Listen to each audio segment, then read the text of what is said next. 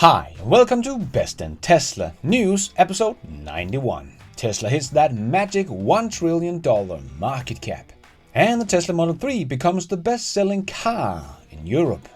And Fiat Chrysler pleading guilty in criminal conduct. And Ron Barron shares some great insights to Tesla's success with getting more chips.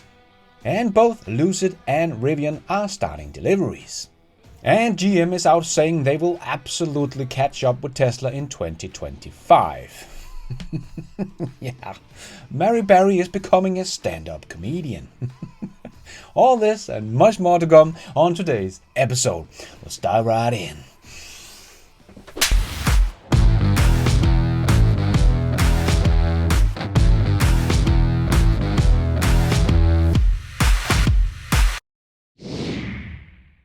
Let's put our living stereo stylus in this groove.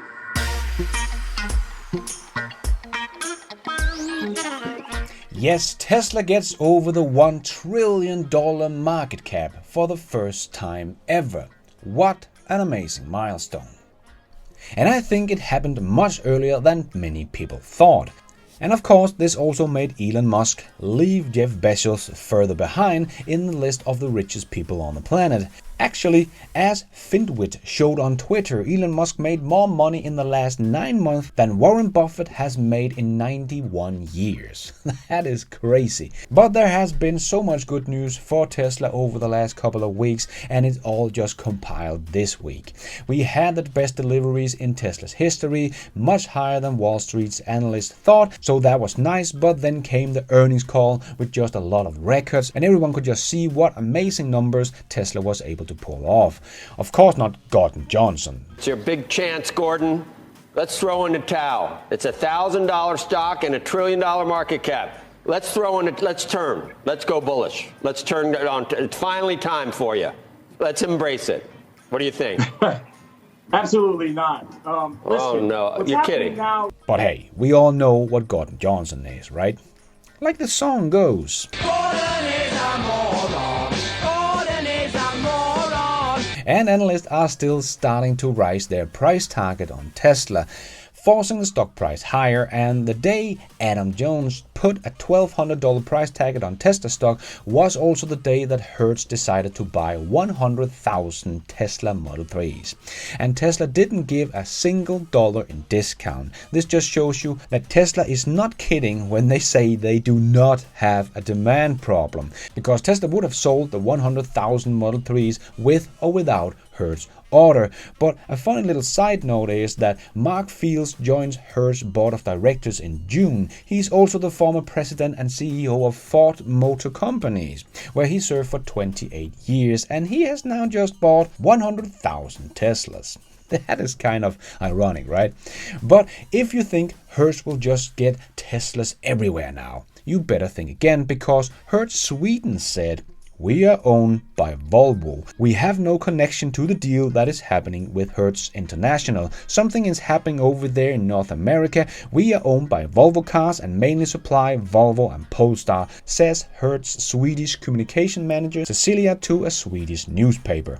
What is happening is that maybe Hertz in America has realized that rental car business will disappear when we have full self-driving cars. But Hertz in North America just bought 100,000 cars that they know will be full self-driving in the future. So when there is no more rental car business, they will just become a robotaxi service. But I guess Hertz Sweden will just disappear together with their rental car business. Hertz did actually also announce that 50,000 of those Teslas will go to Uber to be offered as a rental option for Uber's ride-haul drivers by 2023. And if this deal with Uber goes well, the deal will be expanded to 150,000 units. Wow. But I did a whole video about the Hertz deal and Tesla reaching $1 trillion, where I speculated about Hertz doing this because of the full self-driving features, and Hertz did just go on CNBC and talk about the deal, and they did confirm that is exactly what they had in mind, setting themselves up to be a big player in the transport as a service in the future. And I think importantly, Joe, what this is going to do, we are going to become expert on managing large electrified fleets well before our competition. And I think that's going to pay a lot of benefits for us today And as you think towards autonomy down the road, we think we'll solidify our position or create a bit of a moat on being that kind of central component of the mobility ecosystem, because many providers of products and services are going to need that, and we want to be there for it. Nice move, Hertz. If you want to know more about the Hertz deal and why this is such a big deal for Hertz, you should check out my video about this, link down below. But if you're wondering how big Tesla is as a car company, well, here's a good chart showing exactly that. Just look at that blue company there, eating up everybody else. I think it's time for even Jim Chanos to stop calling Tesla a car company. This is just ridiculous. And Tesla is actually the fastest company in history to get to $1 trillion market cap. Very impressive. But if you think it stops here, well, check out my latest video about just that. And even more good news came in this week helping Tesla's stock price. The Tesla Model 3 became the best-selling car in Europe in September. Not EV, but car. That is actually a big deal. It is the first time in history an EV has been the best-selling car in Europe, and of course that would be a Tesla, and the first non-European car brand to rank #1 in a month. Absolutely amazing achievement from Tesla. And remember, this of course happened in the last month of a quarter, because that is when Tesla has its cars in Europe shipped all the way from China. So we will not see this in October and November. But what will happen when Tesla has a whole new factory in Europe spitting out Model Ys all the time? When Tesla already has the best-selling car of any kind in Europe, even though it's only for a month, but this is a big indicator for where this is heading.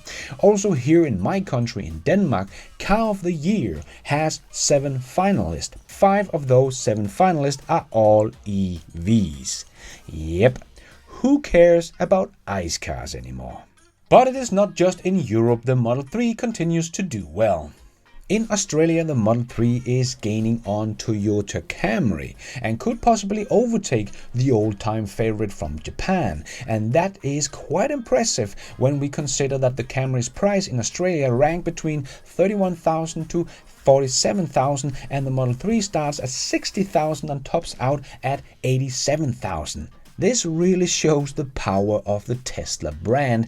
People are willing to stretch their budget to get a Tesla. Just like myself, the Model 3 is by far the most expensive car I have ever bought when it comes to the sticker price. But for it to maybe already beat the Toyota Camry here in 2021 in Australia, where the electric cars are very expensive, is quite impressive. And Tesla's projected 2021 sale is likely to exceed the total numbers of cars it has sold here since the start of operation in Australia in 2014 through to the end of 2020. What a ramp!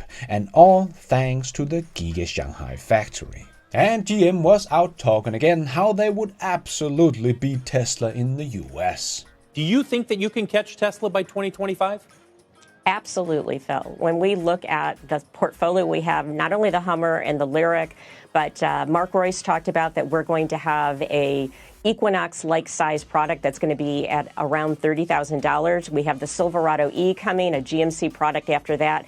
And again, all the other products that we haven't announced yet, I am very comfortable because when people get into these vehicles, they are just wowed. So we will be rolling them out, and we're going to just keep working until we have #1 market share in EVs. But as we know, this is simply just not true. When we look at their own targets, not my numbers, but their numbers, I did just make a whole video about GM, Ford and Volkswagen and their prediction and target numbers and how they will all fall short of what Tesla will do. So it is very clear to see that even if Tesla only grow with 50% from here on out, I think they will do more, but if they only grow with 50% from here on out, they will be the leader in the EVs, even if we combine GM, Ford and Volkswagen's numbers. So for her to go out and say they will absolutely beat Tesla by 2025 is simply just a joke. Either she simply just doesn't know, and that would be really bad if she only knows this little about Tesla. Remember, know your enemy, know yourself, but she clearly doesn't know her enemies, or competition.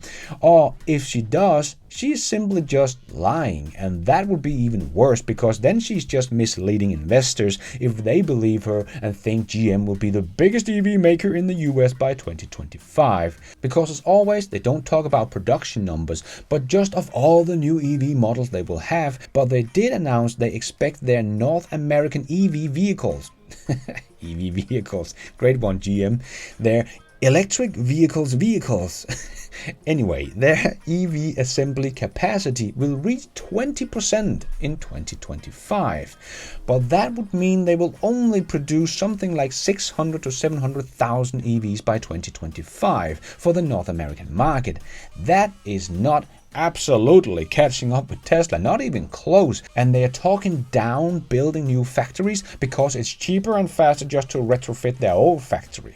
Sorry GM, you simply just don't get it. Tesla is about to turn on a factory that is built from the ground up to be the most efficient car plant in the world and will have a capacity of a couple of million cars per year. And you think about 600 to 700,000 EVs by 2025 will beat that?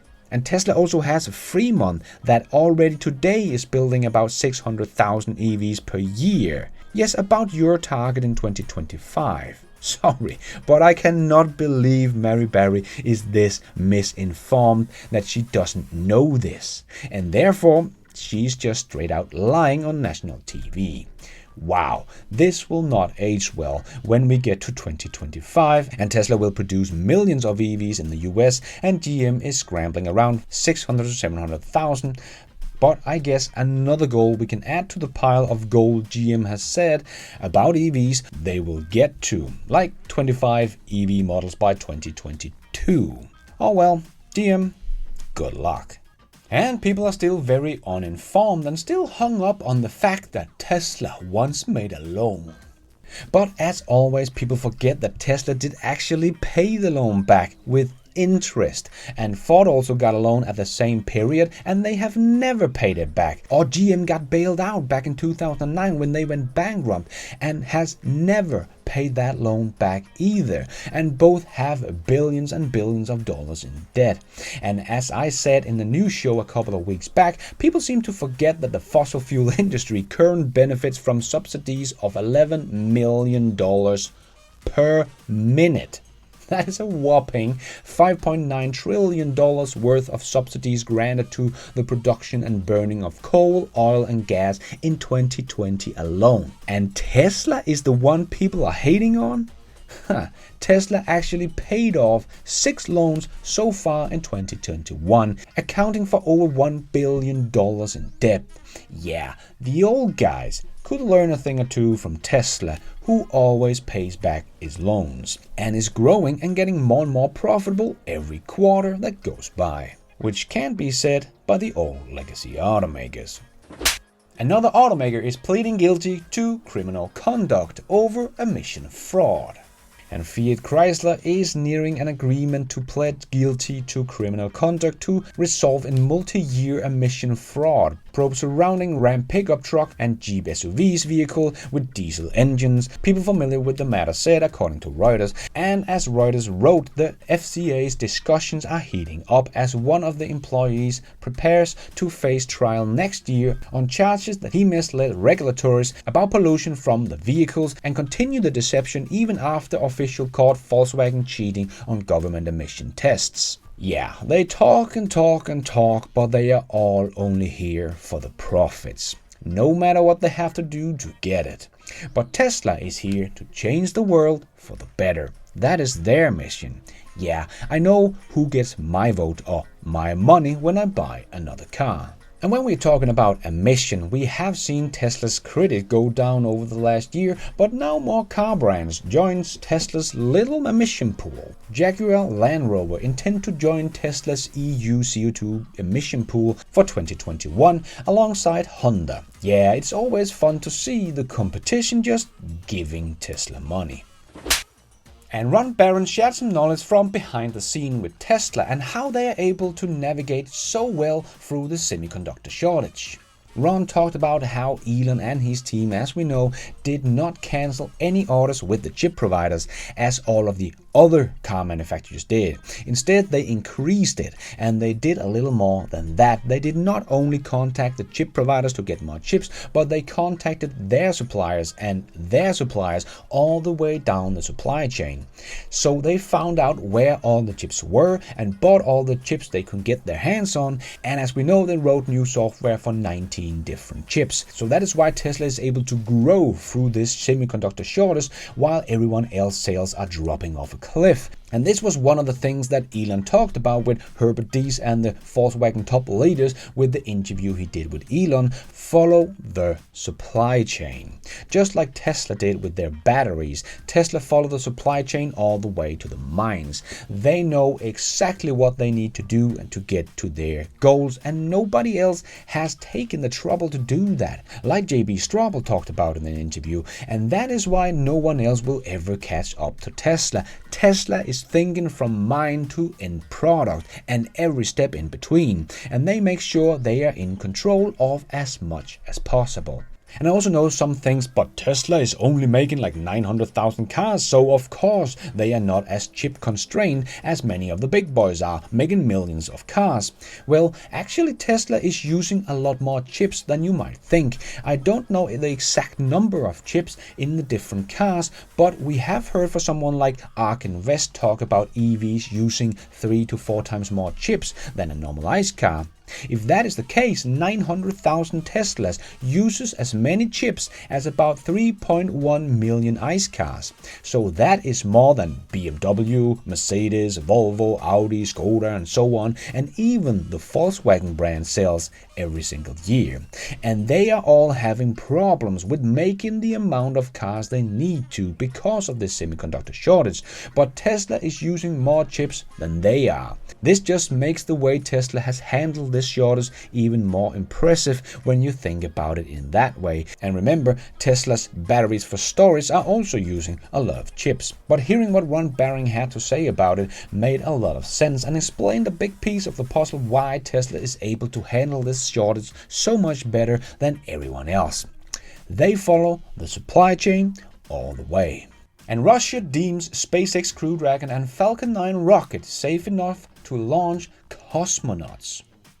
So even though Russia back in 2014 called SpaceX Crew Dragon a trampoline, they now acknowledge that SpaceX Crew Dragon is as safe as any other spacecraft, probably because SpaceX Crew Dragon has lost Russia's space industry a lot of money. And saved NASA a lot of money too, because the Russian took advantage of the fact that the US did not have any way of launching astronauts to the International Space Station from US soil. So before SpaceX and Crew Dragon finally gave NASA an alternative, the space agency went from paying Russia a minimum of $30 million per seat in 2007 to the peak of $90 million per seat in 2020. That is up threefold. But now NASA should pay something like $55 million per seat to SpaceX, saving NASA about $35 million per astronaut they send up to ISS. So with the next launch of Crew 3, SpaceX has saved NASA about $350 million on those 3 missions alone. And it is of course only expected that the price per seat on the SpaceX flight will come down over time.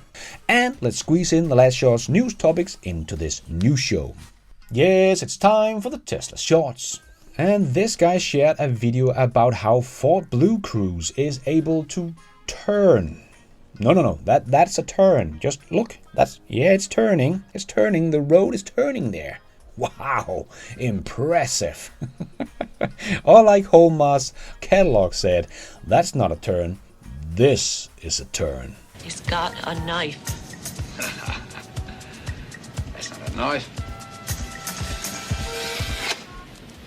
That's a knife. Yeah, how anyone can even think Ford is keeping up with Tesla is beyond me. This is laughable. And Giga Texas Tesla Model Y is flying, not off the assembly line unfortunately, but just flying. Tesla has a Model Y hanging from the ceiling at the factory. Yeah, don't know what that's all about. Tesla is experiencing tremendous growth in demand of its Megapack by offering the best utility energy storage device in the industry. And a batch of 157 batteries has been spotted at the Giga Nevada preparing for deliveries, worth over $150 million. Nice. And just look at this beauty, fully equipped with 4 Tesla Powerwalls to complement the 25 kilowatt Tesla solar roof. Looks awesome. The future of housing right there. Its own little power plant. So this is supposed to be the new design of the Audi E6 e-tron interior. First they ignore you, then they laugh at you, then they fight you, then they copy you, and then you win. If that's not the Model S in disguise, I don't know what is. As Bansal tweeted, Audi's concept is Tesla's reality. And as Twitter Andre wrote, in case you missed it, Tesla's app update 4.2.1 contains 3 new colors, first available for Giga Berlin. The deep crimson we all know about, Abyss blue multi-coating, and Mercury silver metallic. Can't wait to see these colors in real life. And it's not only the UK that has been hit by gas shortage. Long lines of vehicles are sneaking from pump to pump station across Guangxi in China. In some areas, customers are being restricted to 1,000 yuan, $157 of diesel a day, down from 2,500 yuan as filling station ration supply to prevent shortfall. Yeah, just go electric, it's much easier.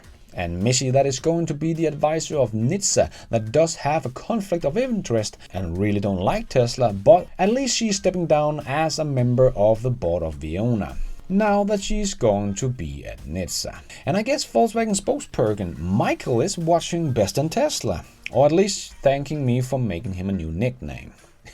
Yeah, sorry, I really suck at pronouncing names. Sorry patrons and members, and sorry Michael. GM announced they will put up 40,000 plus chargers to expand home, workplace and public charging infrastructure through its electric charging ecosystem dubbed Ultimum Charge 360. And they will start building them out next year. And Tesla's Megapacks are behind the first 10 plus big batteries as New South Wales in Australia prepares to retire coal plants. Now that's music to my ear, renewable energy replacing more coal plants. Yes please. And CATL secured a 45 gigawatt hour order of LFP batteries for Tesla. To put that into perspective, this is more than what Volkswagen's own battery plant will produce in 2023. If Tesla uses all these batteries for their standard range cars and not any battery storage, it will be enough for about 750,000 cars. And Xpeng did also announce that they will start putting up its own supercharger capable of up to 480 kilowatts charging.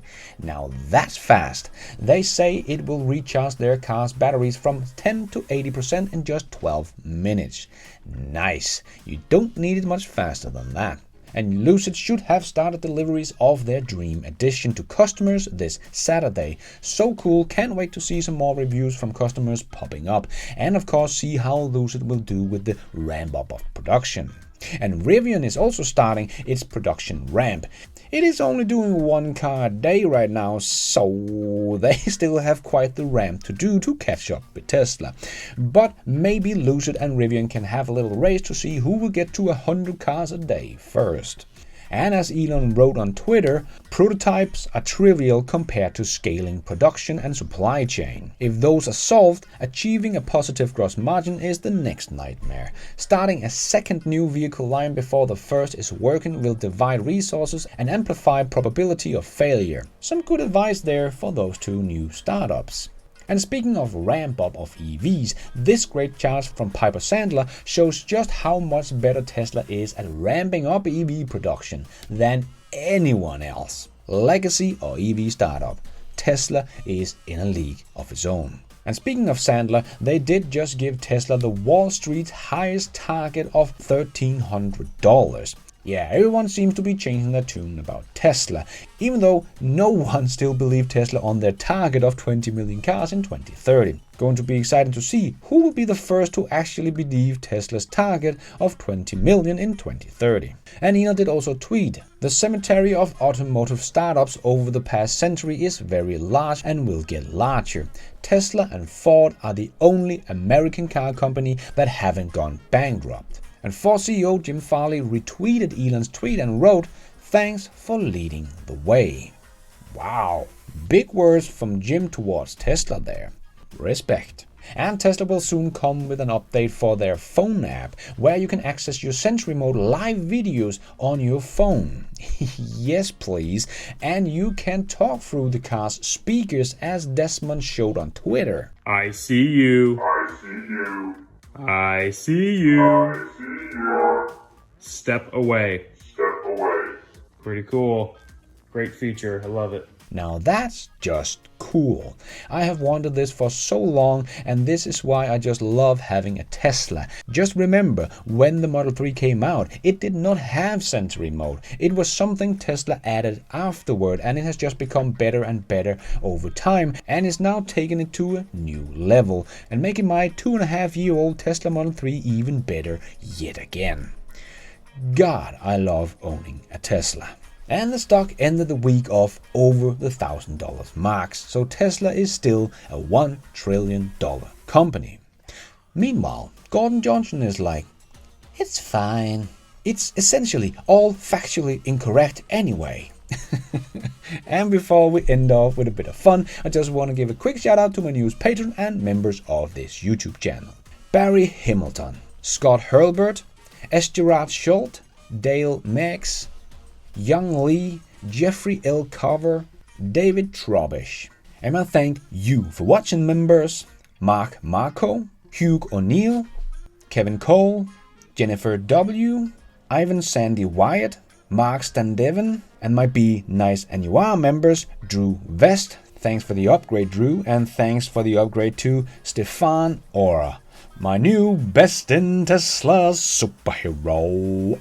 Thank you all so much for your support. I am doing this all by myself, but you guys are all the producers of this show, and I would really like to give some more back to all my awesome supporters. So I will every week in my new show pick out Supporter of the Week. That being patron or member doesn't matter, but the winner can pick a t-shirt of your choice from the merch store, or a coffee mug, maybe the new Tesla coffee mug.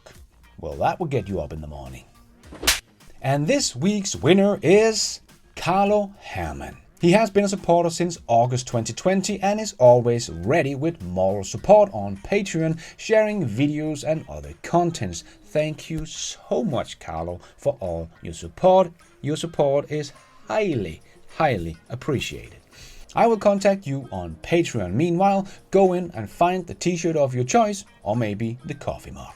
And just a big shout out to all my supporters. Thank you so much. I am blown away. And let's end off with a bit of fun. Ali tweeted this video of the legacy automakers trying to figure out battery technology.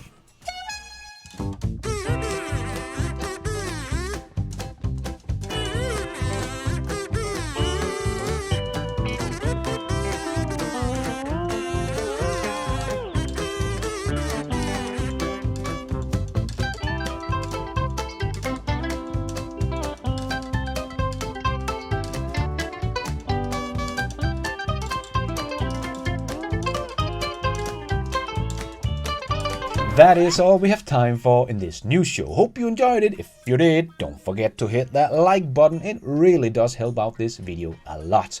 And if you did like the video, maybe you want to consider hitting that subscribe button and notification bell so you don't miss out on future videos just like this one. If you're already a subscriber, thank you so much for your support. And if you want to support the channel even more, remember you can, for as little as $1, become a patron of this channel and get your shout out on this show. You can also become a member of the YouTube channel to get a shout out and some extra perks. Hit the members button to find out more. And don't forget to follow me on Twitter. I tweet all the news as it comes out and more. And check out the merch store to get some merchandise and support the show. Now it's also possible to support the show without buying anything, becoming a member or a patron. There is a link to a donation options in the show notes. But going forward, I will be making more videos for patrons and members only. And I will give my YouTube members and patrons early access to my videos whenever possible and make my videos ads free for members and patrons only. So don't miss out. Thank you for watching. And until next time, take care out there and be nice.